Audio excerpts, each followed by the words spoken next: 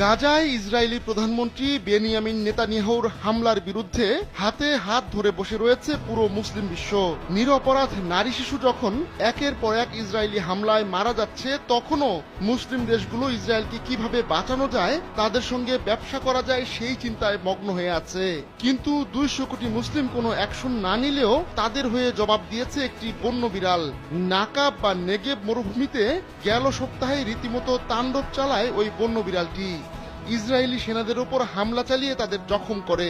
Mount হারিফে একটি Israeli সামরিক ঘাঁটির কাছে মঙ্গলবার ওই বন্য বিড়ালটির দেখা মেলে। এই এলাকাটি ইসরায়েল ও মিশরের সীমান্ত লাগোয়া। পরে ওই বন্য বিড়ালটিকে ধরে পরীক্ষা নিরীক্ষার জন্য বন্য প্রাণীদের হাসপাতালে পাঠানো হয়। বন্য বিড়ালটি কেন এমন অস্বাভাবিক আচরণ করেছে তা সুনির্দিষ্ট করে জানাতে পারেনি কর্তৃপক্ষ।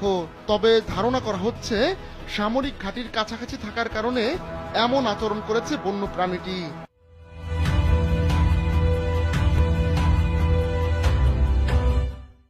আর তাই ইসরায়েলি সেনাদের কাছে এসে ওই বন্য বিড়ালটি তাদের কামড় দিয়েছে। বন্য বিড়ালের এমন হামলার পর অনেকেই মজা করে সোশ্যাল মিডিয়ায় বলছেন, প্রাণীটি ফিলিস্তিনি যোদ্ধাদের একজন।